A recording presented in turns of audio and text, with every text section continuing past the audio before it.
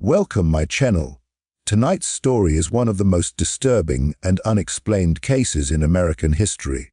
In 1878 Kansas, 4 brothers were born into a mystery so horrifying that even modern science quietly avoids it to this day.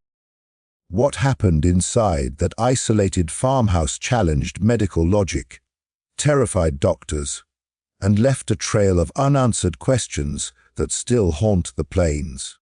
Before we go any further, tell me where you're watching from. And don't forget to subscribe. Uncovering real, buried historical cases like this takes serious time, cross-checking, and deep research into forgotten records that were never meant to be revisited. In 1878, Kansas was still raw frontier land, a place where isolation wasn't a choice, but a condition of survival. The homestead where the 4 brothers were born sat miles from the nearest town, surrounded by endless plains that swallowed sound and light alike. The family had settled there after the war, drawn by promises of cheap land and a fresh start. Neighbors were few, roads barely marked, and winters so brutal they could erase entire families without a trace. In places like this, births happened at home. Deaths were accepted quietly, and what couldn't be explained was rarely spoken of. The mother went into labor during an early spring storm, the kind that rolled in fast and left the world soaked and silent. A local midwife was sent for, riding hours through mud and rain to reach the farmhouse. She later wrote that something felt wrong the moment she stepped inside. The air was heavy, unnaturally still, and the animals outside had gone quiet. When the first child was born, there was confusion. The baby did not cry right away, yet he was breathing. His skin was pale, almost gray, and his eyes were already open, staring upward, as if tracking something no one else could see. The midwife hesitated, then wrapped him and turned back to the mother, only to realize the labor was not finished. The second child arrived minutes later. Then the third. Then the fourth. 4 boys, born one after another, all alive, all eerily silent. Twins were rare but known. Triplets were almost unheard of. 4 surviving infants in one birth, on the Kansas frontier bordered on impossible.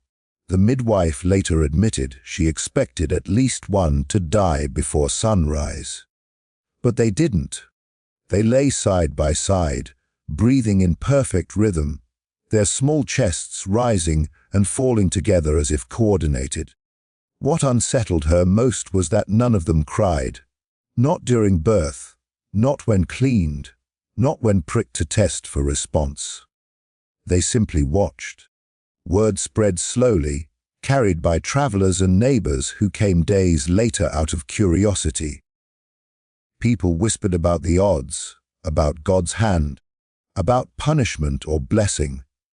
The father tried to keep outsiders away, insisting the boys were healthy and strong. But those who saw them noticed strange similarities that went beyond ordinary siblings.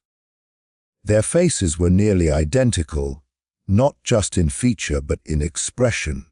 When one moved an arm, another would follow seconds later, mirroring the motion.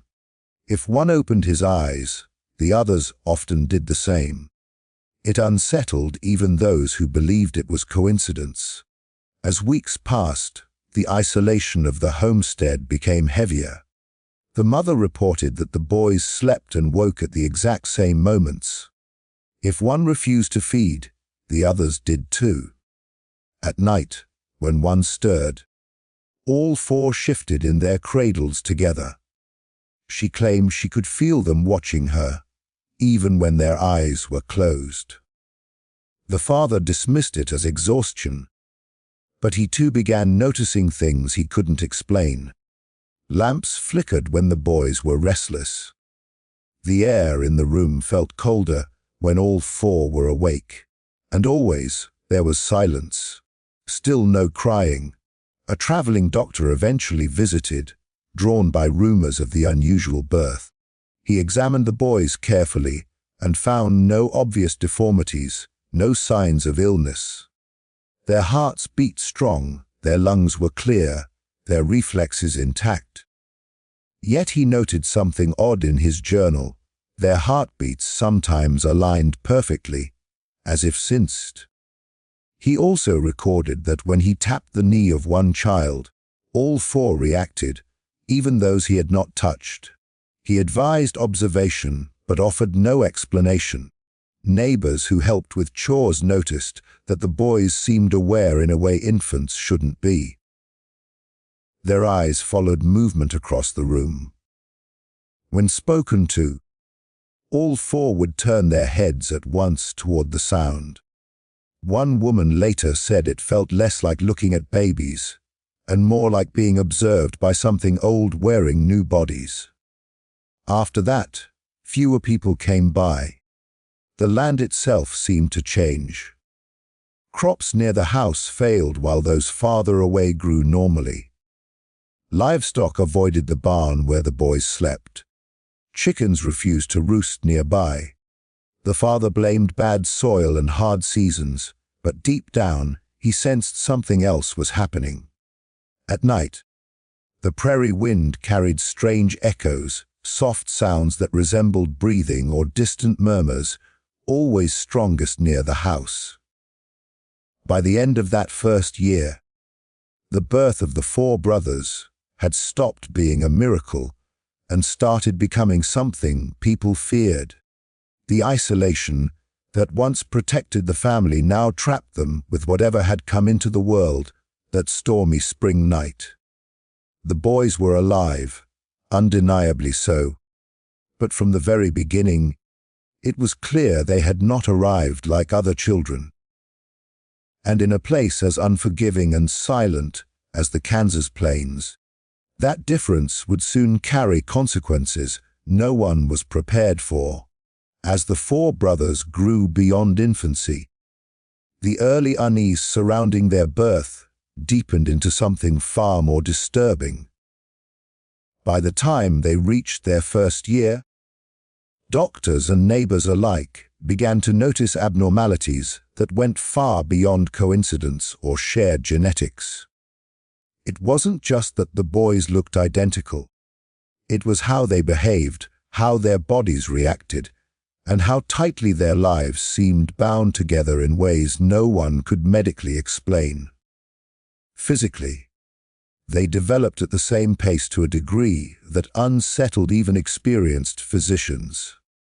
Their teeth came in on the same days. They took their first steps within hours of one another.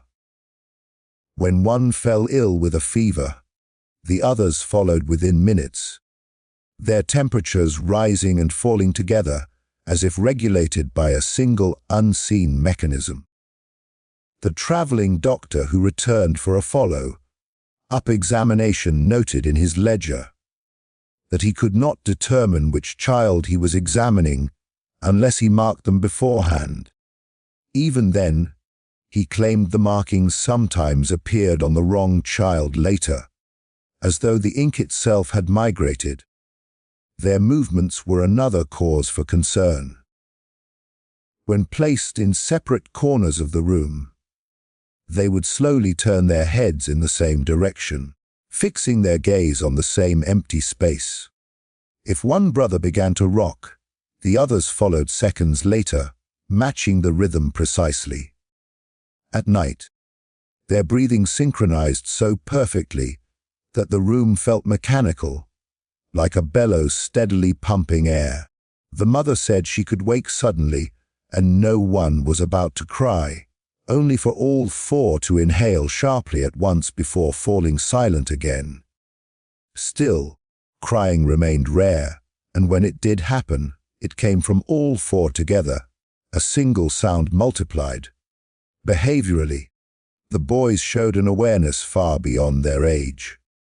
They did not babble like other children. Instead, they watched. Visitors described the sensation of being examined rather than examining them. When spoken to individually, the boys often ignored the speaker unless all four were addressed at once. If someone attempted to separate one brother from the others, the remaining three became agitated, their faces tightening, their bodies stiffening in distress, and within moments, the separated child would begin to struggle violently, even from another room. The most alarming discovery came during a medical examination when the doctor attempted reflex testing. He lightly pricked the finger of one boy with a sterilized needle. All four flinched. Assuming coincidence, he repeated the test on another brother. Again, all four reacted. When he placed a cool metal instrument against one child's skin, gooseflesh rose on the arms of all four. The doctor wrote that he had never encountered a nervous response that crossed physical boundaries, and quietly advised the parents to avoid further examinations. His recommendation was not medical, it was fearful. As the boys grew stronger, so did the sense that they shared more than blood. Their play was silent and unsettling. They did not laugh or shout, but sat together, facing inward, occasionally touching foreheads or hands as though exchanging something invisible. If one suddenly stood, the others rose with him. If one stared at the wall, the others soon followed, sometimes for long stretches of time. The mother once claimed she heard faint whispering while the boys sat together, not voices, but something like breath shaped into sound. When she approached, it stopped. Neighbors noticed changes too. Children who came to play left shaken, sometimes ill. One boy reportedly ran home screaming that they talked without talking. Another refused to return, saying the brothers knew things before they happened. A farmer claimed the boys turned their heads toward his wagon moments before it broke an axle in the yard. These stories spread quietly, passed from porch to porch, growing darker with each retelling. Even animals reacted unnaturally. Horses balked near the house. Dogs whimpered and hid when the boys were brought outside. A cow miscarried after wandering too close to the porch where the brothers sat. No direct cause could ever be proven, but patterns were hard to ignore. The land itself seemed uneasy in their presence. The parents struggled to maintain a sense of normalcy, but fear crept into daily life. The mother confessed that sometimes she couldn't tell where one child ended and another began, not physically, but emotionally. She dreamed that they were not four boys, but one being split into pieces. The father, a practical man, tried to dismiss these thoughts, but even he admitted that the boys felt less like sons and more like something entrusted to them against their will. By the time the brothers reached early childhood, it became clear that their abnormalities were not fading, they were intensifying.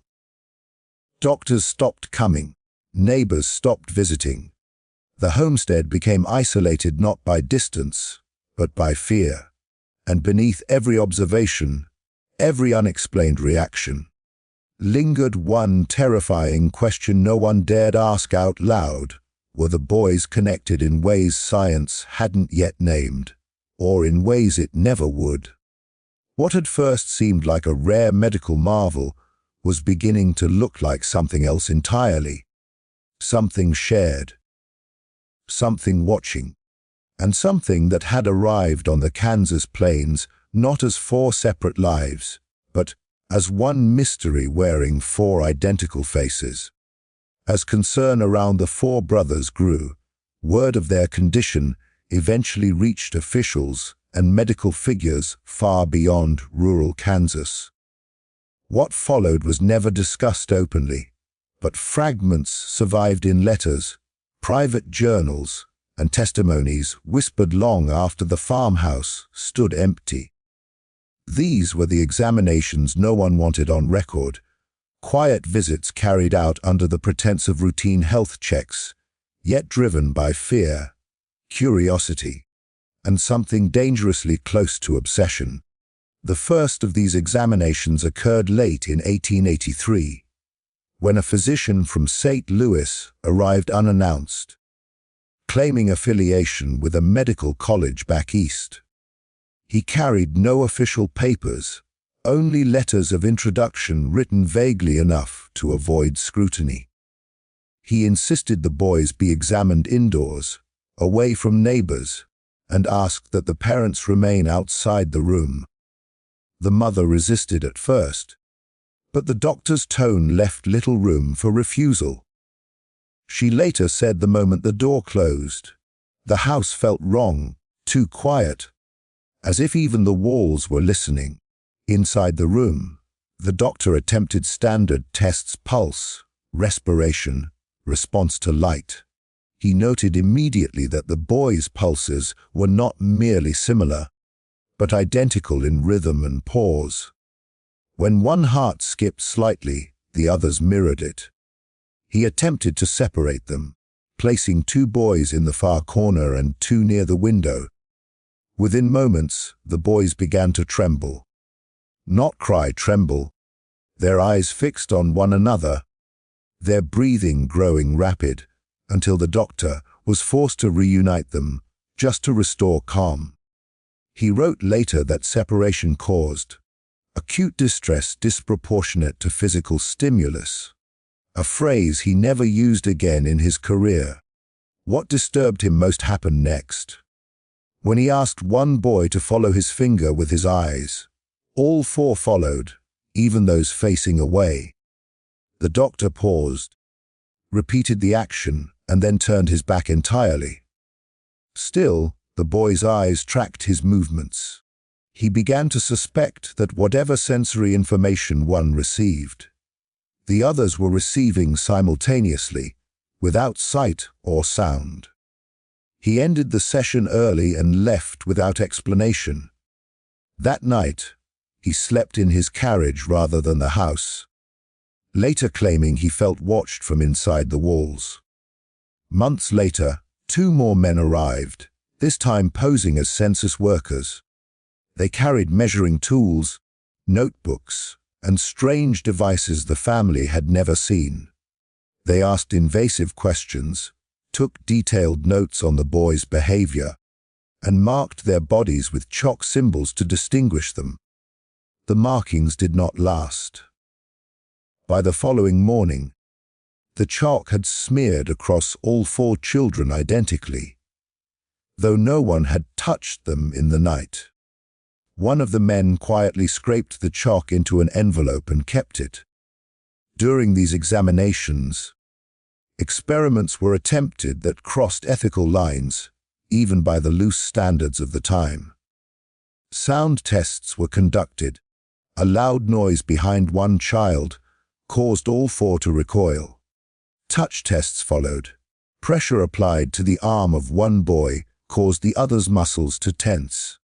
When one boy was pricked just enough to draw blood, the others began to cry, not loudly, but softly, as if in pain they could not localize. The men exchanged looks but said nothing. One document, discovered years later in a burned ledger, described an attempt to isolate a single child overnight in a separate room. The result was described as catastrophic. The isolated boy screamed continuously until his voice failed, while the remaining 3 became unresponsive, their bodies rigid, eyes open but unfocused. The experiment ended before dawn. By morning, all 4 boys were feverish, weak, and silent for days afterward. No further separation was attempted. The findings from these visits were never published. Instead, letters circulated privately between physicians and academic circles, using coded language. Words like linked consciousness, shared neural response, and non-local reaction appeared briefly, then vanished from correspondence altogether. One letter ended with a chilling sentence. If this condition can exist, then individuality is an illusion, and that idea is not safe. Soon after, interest from the outside world stopped abruptly. No more doctors arrived. No officials followed up. It was as if an invisible line had been drawn, and everyone agreed not to cross it again. The parents were warned, gently but firmly, to keep the boys out of sight. No schooling, no church gatherings, no visitors. The homestead became a closed world. The mother later confessed that she believed the men hadn't stopped coming because they were satisfied, but because they were afraid of what they had confirmed. She believed the boys were not being studied anymore because the conclusions were too dangerous to acknowledge. Not just medically, but philosophically.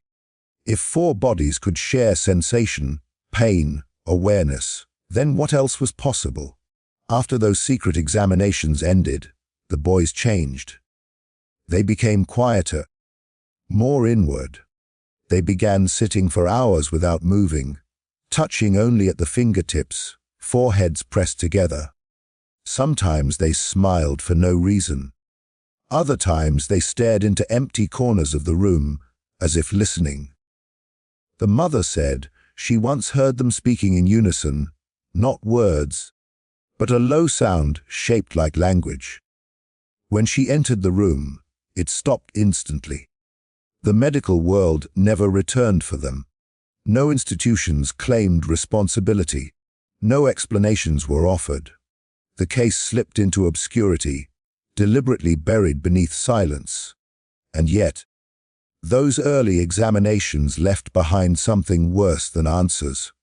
They left behind proof that something existed which science could observe, but not contain.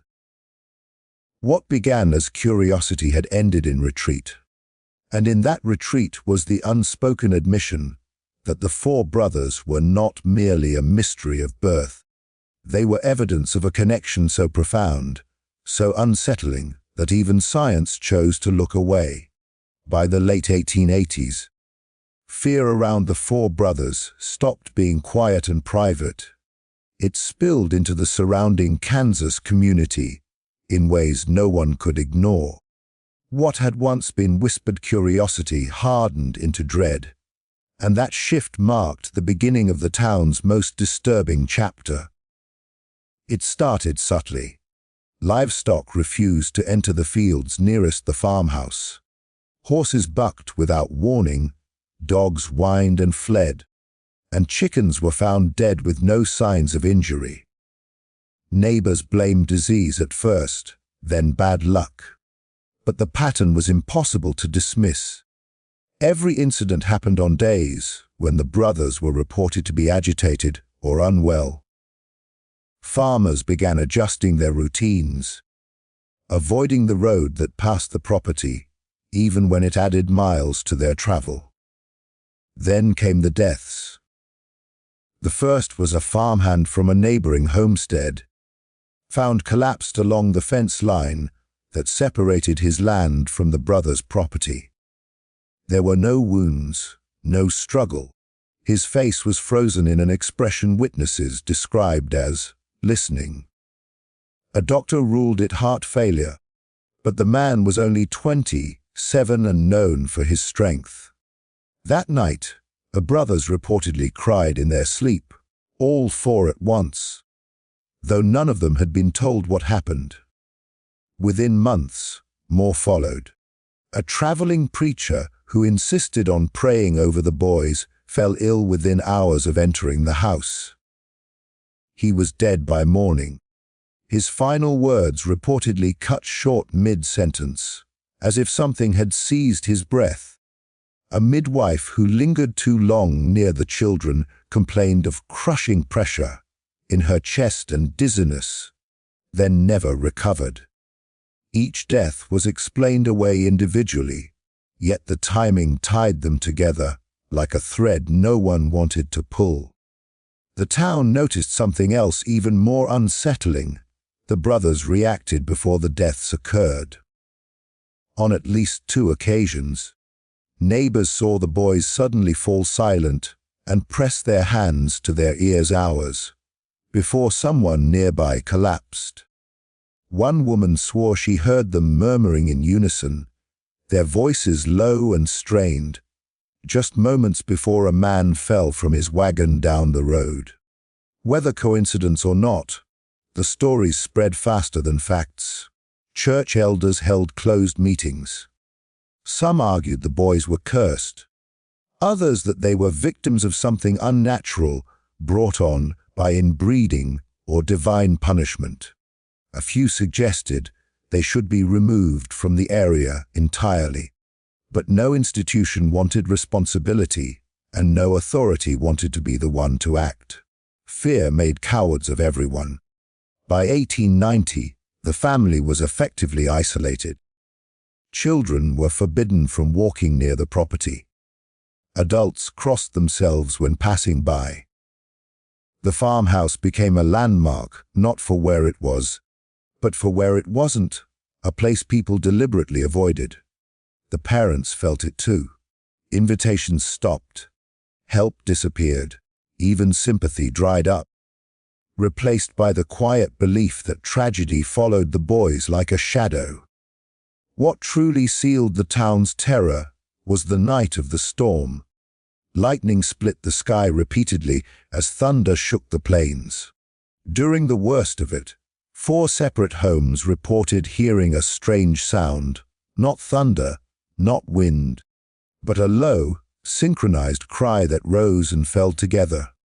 By dawn, 2 elderly residents were dead from apparent shock, and the brothers were found sitting upright in bed, hands linked, eyes open, completely dry despite the rain leaking through the roof. After that, no one needed proof anymore. Rational explanations no longer mattered. The brothers were no longer seen as children with a condition. They were seen as a force. Something that didn't intend harm, perhaps, but brought it all the same. The community's response wasn't violence or confrontation. It was retreat. Doors closed. Paths shifted. Silence grew thicker. And in that silence, the 4 brothers remained at the center of a horror no one dared name. Not because they lacked words, but because saying them aloud felt like an invitation. By the time the 4 brothers reached their late teens, the story had already begun slipping out of official history, not because it lacked witnesses, but because it made people deeply uncomfortable. This is the part that still unsettles researchers today, and the reason modern science continues to quietly step around the case instead of confronting it head-on. What little documentation existed was scattered and incomplete. A few handwritten medical notes, church death records with vague causes like sudden collapse or unknown weakness, personal journals that stopped abruptly when describing the brothers, as if the writers couldn't bring themselves to continue. When later historians tried to gather the material, they noticed something strange. There were gaps where formal investigation should have been. No full autopsies, no centralized medical reports, no follow-up studies. For a case involving repeated unexplained deaths, that absence speaks loudly. Doctors at the time were divided. Some believed the brothers shared an extremely rare neurological disorder that affected perception or sound in ways science simply hadn't caught up to. Others suspected a genetic abnormality that produced involuntary vocal frequencies or vibrations capable of inducing panic, seizures, or cardiac failure in susceptible individuals. But these ideas remained whispers. Writing them down meant admitting there were limits to medical knowledge, something 19th century science was deeply reluctant to do. As the decades passed, interest briefly resurfaced. In the early 20th century, A university researcher reportedly requested access to remaining records and family burial sites. The request was denied without explanation. Local officials claimed the documents were lost to fire and time. Though no record of such a fire existed, graves linked to the family were unmarked or relocated, making physical study nearly impossible. It was as if the trail had been deliberately softened until nothing solid remained. Modern scientists face an even greater problem: ethical risk. Studying the case seriously would require acknowledging that human biology might produce effects still not understood, effects that could harm others without intent or contact. That idea sits uncomfortably close to territory science prefers to label as superstition or folklore. It challenges the comforting belief that everything dangerous can be measured, isolated, and controlled. There's also the issue of replication. Science depends on repeatable evidence, and this case stubbornly refuses to offer it. The brothers died young, their lineage ended, and no confirmed modern parallel exists. Without living subjects, hard data, or physical remains, any study would be speculative, and speculation tied to death is a career risk few researchers are willing to take. Privately, some academics admit another reason: fear of public reaction. If science officially acknowledged that unexplained biological phenomena once caused real deaths, it would reopen uncomfortable questions. How many other cases were dismissed too quickly?